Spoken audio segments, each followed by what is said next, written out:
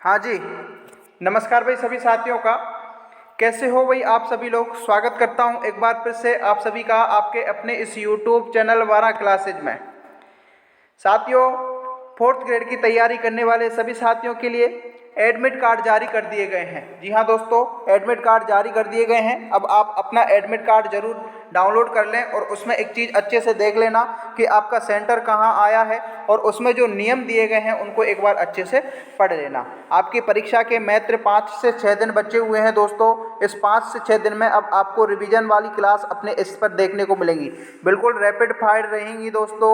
आज की हमारी क्लास राजस्थान में आपके भूगोल वाला जो विषय है उससे रहेंगी और सभी को याद है कि भूगोल के आपके 20 प्रश्न आपकी परीक्षा में पूछे जाएंगे और मैं पूरी कोशिश करूंगा कि आपके 20 के 20 प्रश्न कवर करा दिए जाएंगे। आज की क्लास इंपॉर्टेंट रहने वाली है, वेरी मोस्ट इंपॉर्टेंट क्वेश्चन रहेंगे आपके राजस्थान के भूगोल के। तो क्लास को पूरा ध्यान से देखना है, सभी साथी एक एक प्रश्न को अच्छे से मिलाना है और लास्ट में कमेंट करके बताना। अब आप ना आकलन करो, देखते हैं कैसी तैयारी है। 40 प्रश्न रहेंगे, इसमें से कितने प्रश्न आप सही करते हो और आपका एग्जाम जो सेंटर है वो कहाँ कहाँ आया है वो भी आप एक बार कमेंट करके बता दीजिए। चलिए अब आज की क्लास के रैपिड फायर रिवीजन शुरू करते हैं। क्लास बहुत शानदार रहेगी, एंड तक जरूर देख लेना और जो साथी चैनल पर पहली बार आ रहे हैं वो शेयर सब्सक्राइब एंड लाइक जरूर कर देना। अब आपका पहला प्रश्न रहेगा, इंपॉर्टेंट है। अगला आपको अच्छे से प्रश्न का राइट आंसर कमेंट करके बताना है। देखो पहला प्रश्न क्या है कि राजस्थान भौगोलिक दृष्टि से भारत में कहाँ स्थित है। सभी को याद होना चाहिए, बहुत इंपॉर्टेंट है, कई बार ये प्रश्न पूछा गया है। राजस्थान भौगोलिक दृष्टि से कहाँ स्थित है तो वो आपके उत्तर पश्चिम में है। ए विकल्प इसका राइट आंसर जाएगा। इसको आप मैप के माध्यम से अच्छे से देख सकते हैं साथियों। यहाँ पर ये थोड़ा सा मैं इंडिया का मैप बना रहा हूँ। यहाँ पर अपना राजस्थान है, ये उत्तर दिशा है और ये आपकी पश्चिम दिशा है। तो ये वाला जो क्षेत्र में अपना राजस्थान है तो उत्तर पश्चिम इसका राइट आंसर हो जाएगा। शाबाश, सभी साथी कमेंट करते चलें, ए विकल्प इसका राइट आंसर रहेगा। अगला प्रश्न देखो साथियों, अगला प्रश्न क्या कह रहा है। अब ये अच्छा प्रश्न है साथियों, कई बार ये प्रश्न पूछा गया है कि सन 1800 ईस्वी में आज के राजस्थान को राजपूताना कहने वाले प्रथम व्यक्ति कौन से थे। बताओ भाई, सभी साथी बता दीजिए। राजस्थान को राजपूताना सर्वप्रथम किसने कहा था तो जॉर्ज थॉमस ने कहा था दोस्तों। सी इसका राइट आंसर जाएगा। कभी कभी आपसे प्रश्न पूछ लिया जाता है कि कर्नल जेम्स टॉड ने क्या कहा था तो सर्वप्रथम राजस्थान को राजस्थान नाम दिया था। वाल्मीकि ने आपके राजस्थान को सर्वप्रथम मरुकांतार नाम दिया था और ये आपके ग्रंथ रखता था उनका रामायण ग्रंथ में, उसमें ये दिया था। ठीक है ना, तो इसका राइट आंसर सी जाएगा दोस्तों। अगला देखो, अगला प्रश्न क्या कह रहा है। भारत के कुल भूभाग में कितना प्रतिशत भाग राजस्थान में है। देखो ये प्रश्न इंपॉर्टेंट है, कई बार पूछा गया है। भारत के कुल भूभाग का कितना प्रतिशत राजस्थान में है तो 10.41 है। 10.41 डी विकल्प में है तो डी इसका राइट आंसर हो जाएगा। अगला देखो, फटाफट रिवीजन करते चलो दोस्तों। रिवीजन क्लास है, यहाँ से आपको आपकी तैयारी का पूरा पता चल जाएगा कि आपने कैसी तैयारी की है। अगर आप 40 में से 35 प्लस प्रश्न कर रहे हो तो आप सिलेक्शन में बहुत अच्छी रेस में हो दोस्तों। क्षेत्रफल की दृष्टि से सबसे बड़ा जिला कौन सा है, ये प्रश्न इंपॉर्टेंट है, इसको अच्छे से ध्यान में रखना, यहाँ आप गलती पूरी कर सकते हो। देखो प्रश्न ये कह रहा है कि क्षेत्रफल की दृष्टि से सबसे बड़ा जिला कौन सा है। इसने ये नहीं कह रखा कि राजस्थान का, और ऑप्शन देखो जैसलमेर, बाड़मेर, कच्छ, लेह, यानी कि इसने ओवरऑल इंडिया के पूछा गया है कि क्षेत्रफल की दृष्टि से सबसे बड़ा जिला कौन सा है और ये पूछा गया प्रश्न है और इसका राइट आंसर कच्छ को माना है। सी विकल्प जाएगा। अगर राजस्थान की पूछा जाता तो जैसलमेर होता। ठीक है ना, तो समझ लाना इसको। इसीलिए बोलता हूँ कि सबसे पहले आपको प्रश्नों को ध्यान से पढ़ना है। देखो आपका थोड़ा सा समझदारी आपके सिलेक्शन की सबसे बड़ी एक कुंजी बन सकती है और आपकी थोड़ी सी छोटी सी गलती आपके सिलेक्शन की बड़ी भूल बन सकती है। तो ये आपका पूरा सार निकलने वाला है आपकी पूरी साल की तैयारी का, तो अच्छे से ध्यान रखना। इसीलिए बोलता हूँ कि ध्यान से पढ़ना आपको। अगला प्रश्न देखो, अगला प्रश्न क्या कह रहा है दोस्तों, ध्यान रखो। प्रश्न क्या कह रहा है कि 21 जून को, किसको, 21 जून को राजस्थान के किस जिले में सूर्य लंबवत चमकता है। देखो लंबवत की पूछा है तो आपके बांसवाड़ा जिले में है। सी विकल्प इसका राइट आंसर हो जाएगा दोस्तों। कौन सा जाएगा, सी विकल्प। अब ये देखो, ये प्रश्न अच्छा है, यहाँ से आप थोड़ा सा कंफ्यूज हो सकते हो कि 70 डिग्री पूर्वी देशांतर किस जिले से होकर गुजरता है। सभी को याद होना चाहिए, आपके उत्तरी अक्षांश और पूर्वी देशांतर अपने राजस्थान का याद होना चाहिए। राजस्थान का उत्तरी अक्षांश 2303 से 3012 है और पूर्वी देशांतर 6930 से 7817 है। प्रश्न ये पूछ रहा है कि 70, तो 6930 यानी कि लगभग ये वाला आएगा 70। और यहाँ आपका कौन सा जिला है? जैसलमेर जिला है, तो सी इसका राइट आंसर हो जाएगा। शाबाश। अगला देखो, सी विकल्प का चयन करने वाले सभी साथी सही रहने वाले हैं यहाँ पर। वेरी गुड, बहुत अच्छा। अगला प्रश्न देखो, गग्गर का मैदान राजस्थान के किस भौगोलिक विभाजन का हिस्सा है? देखो, राजस्थान का जो गग्गर का मैदान है ये कौन से भौगोलिक विभाजन का हिस्सा है? तो बताओ, ये आपके अर्ध शुष्क मरुस्थलीय क्षेत्र का आएगा। देखिए, तो मरुस्थलीय क्षेत्र को दो भागों में बांटा, एक शुष्क और एक अर्ध शुष्क। तो गग्गर का मैदान आपके अर्ध शुष्क का जाएगा, डी विकल्प इसका राइट आंसर हो जाएगा। अगला देखो भाई, अगला देखो, निम्नलिखित में से कौन सी राजस्थान की उत्तरी अरावली श्रेणी की सबसे ऊंची चोटी है? देखिए, उत्तरी अरावली श्रेणी की सबसे ऊंची चोटी पूछा है, हो, बैराज, तारागढ़, रघुनाथगढ़। तो इसका राइट आंसर जाएगा रघुनाथगढ़। क्या जाएगा भाई? रघुनाथगढ़, डी विकल्प इसका राइट आंसर हो जाएगा दोस्तों। अगला देखो, राजस्थान की सबसे ऊंची चोटी, बताओ राजस्थान की सबसे ऊंची चोटी। इंपॉर्टेंट क्वेश्चन है, कई बार पूछा गया है, गुरु शिखर रहेगा, सी इसका राइट आंसर जाएगा दोस्तों। अगला देखो, अगला प्रश्न क्या कह रहा है? अगला प्रश्न है आपके, राजस्थान में निम्नलिखित में से किस बालू का स्तूप को जीवावशेष बालू का स्तूप माना जाता है? देखिए, जीवावशेष बालू का स्तूप आपके अवरोधी को कहा जाता है, ए विकल्प इसका राइट आंसर जाएगा दोस्तों। अगला देखो भाई, अगला प्रश्न क्या कह रहा है? जैसलमेर जिले में बालू के टीवों को स्थानीय भाषा में क्या कहा जाता है? इंपॉर्टेंट लगा लो दोस्तों, आपके जैसलमेर जिले में बालू के टीवों को स्थानीय भाषा में क्या कहा जाएगा? बागर कहा जाएगा दोस्तों, डी विकल्प इसका राइट आंसर जाएगा। अगला देखो, सभी साथी फटाफट से रिवीजन करते चलो। क्या करते चलो भाई? रिवीजन करते चलो। अब ये प्रश्न आपका अच्छा प्रश्न है। प्रश्न क्या कह रहा है कि निम्नलिखित में से राजस्थान कौन से जिले भारतीय बृहद मरुस्थल का भाग है? देखिए, आपके सर्वाधिक मरुस्थल किस जिले में देखने को मिलता है? बताओ। तो बीकानेर, बाड़मेर, जैसलमेर जाएगा, सी इसका राइट आंसर जाएगा दोस्तों। अगला देखो, अगला प्रश्न क्या कह रहा है? देखो, राजस्थान में कौन सा पठार कुंभलगढ़ और गोगुंदा के मध्य है? देखिए, कुंभलगढ़ और गोगुंदा के मध्य भौराट का पठार है दोस्तों, डी इसका राइट आंसर जाएगा। अगला देखो, झालावाड़ अवस्थित है। अच्छा प्रश्न है, इंपॉर्टेंट लगा लो। झालावाड़ कहाँ अवस्थित है? सभी को याद होना चाहिए, झालावाड़ आपके हाड़ौती पठार का हिस्सा है, सी इसका राइट आंसर जाएगा साथियों। रैपिड फायर रिवीजन क्लास है, व्याख्या बिल्कुल नहीं करना है, एक एक प्रश्न को मिलाना है और लास्ट में कमेंट करके चलना है। देखो, राजसमंद व पाली जिलों को जोड़ने वाला दर्रा कौन सा है? देखिए, राजसमंद और पाली जिलों को जोड़ने वाला दर्रा आपका हल्दी घाटी है, सी इसका राइट आंसर जाएगा साथियों। अगला देखो, गोलाकार या घोड़े के नाल की आकृति की पहाड़ियां कहाँ स्थित है? Very very important, most question सीधा छप सकता है। गोलाकार और घोड़े के नाल की आकृतियां आपके रामगढ़ में है दोस्तों, और रामगढ़ पड़ता है आपके बारां में, बी इसका राइट आंसर जाएगा। अगला देखो, अगला देखो भाई, अरावली पर्वतमाला का सर्वाधिक विस्तार। देखिए, सर्वाधिक विस्तार पूछा है और सर्वाधिक विस्तार आपके उदयपुर जिले में है दोस्तों, ए इसका राइट आंसर जाएगा।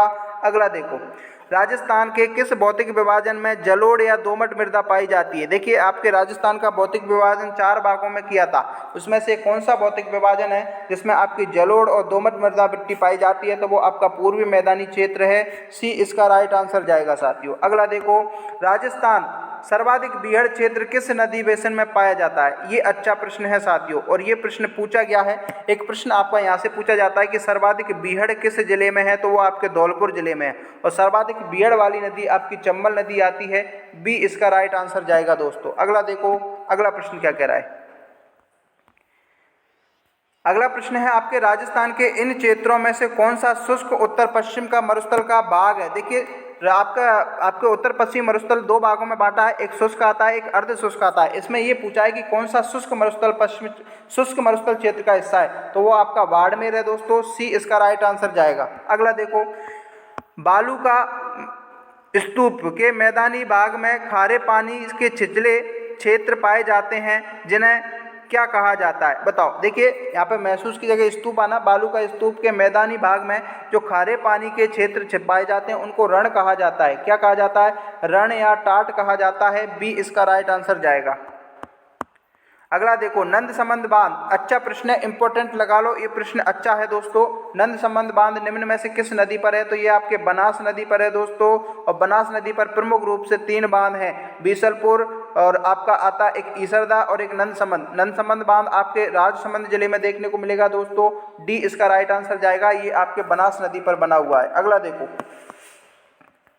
राजस्थान में बहने वाली खंबात की खाड़ी में गिरने वाली कौन सी नदी है? देखिए, राजस्थान में 2 प्रकार से नदी बहती हैं, एक आती है आपके अरब सागर में गिरने वाली नदियां और एक आती है आपकी बंगाल की खाड़ी में गिरने वाली नदियां।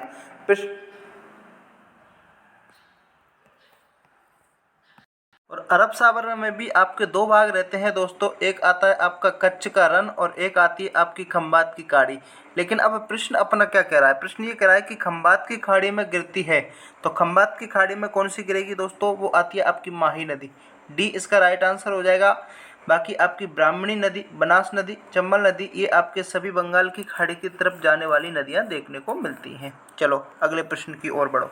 अगला प्रश्न क्या कह रहा है? देखो, ये अच्छा प्रश्न है, काफ़ी बार ये आपके एग्जाम में पूछा गया है दोस्तों। इसका राइट आंसर सभी को बताना है। बहुत सिंपल प्रश्न है कि प्रसिद्ध आपका जो चूलिया जलप्रपात है वो राजस्थान के किस जिले में निर्मित है? चित्तौड़गढ़, बारां, कोटा, भीलवाड़ा।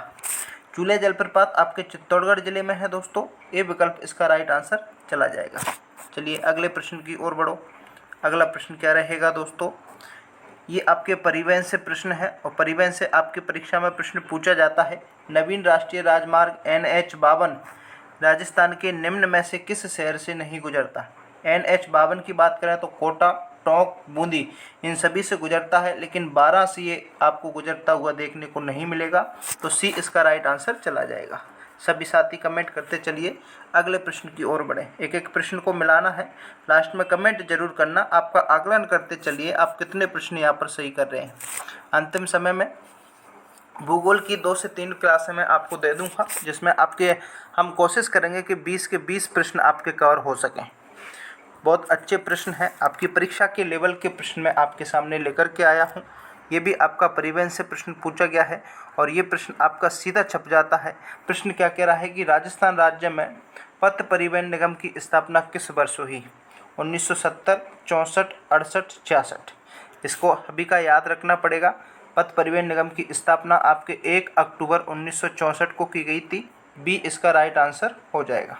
शाबाश। अगला प्रश्न देखो सभी साथी का, आप अगले प्रश्न की ओर बढ़ें। अगला प्रश्न को पहले ध्यान से पढ़ना है, उसके बाद कमेंट करते चलना।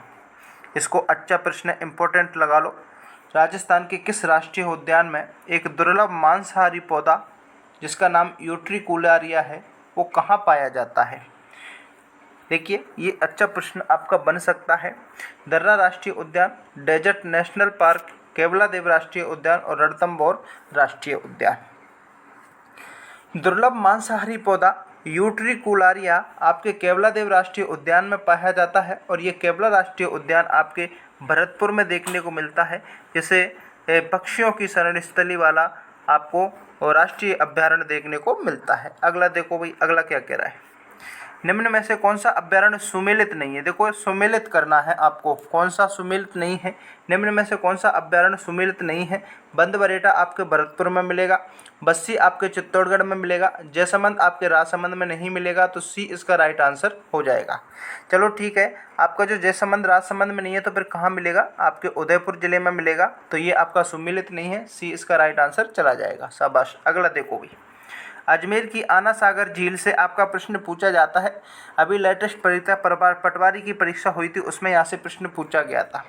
उसमें पूछा गया था कि इसका निर्माण किसने करवाया, लेकिन इसमें प्रश्न ये पूछ रहा है कि कौन सी झील का पानी इसमें आता है। बताओ, बांडी, बेड़च, साबी, काकनी। याद होना चाहिए आपकी जो बांडी नदी है इसमें आपके आना सागर झील में पानी देखने को मिलता है। ए इसका राइट आंसर हो जाएगा। आगे देखो भाई, आगे कौन सा प्रश्न है? ये आपके जलवायु से प्रश्न पूछा गया है। राजस्थान राज्य का अधिकांश भाग निम्न में से किस जलवायु क्षेत्र के अंतर्गत आता है? देखिए, अधिकांश भाग की पूछा है और राजस्थान का आपका जो अधिकांश भाग है ये आपके शीतोष्ण जलवायु के अंतर्गत आता है। कौन सी जलवायु? शीतोष्ण जलवायु के अंतर्गत आता है। सी इसका राइट आंसर हो जाएगा। जितने भी साथी हमारे सी को चयन कर रहे हैं यहाँ सभी सही रहेंगे। अब ये प्रश्न आपका कई बार पूछा गया है।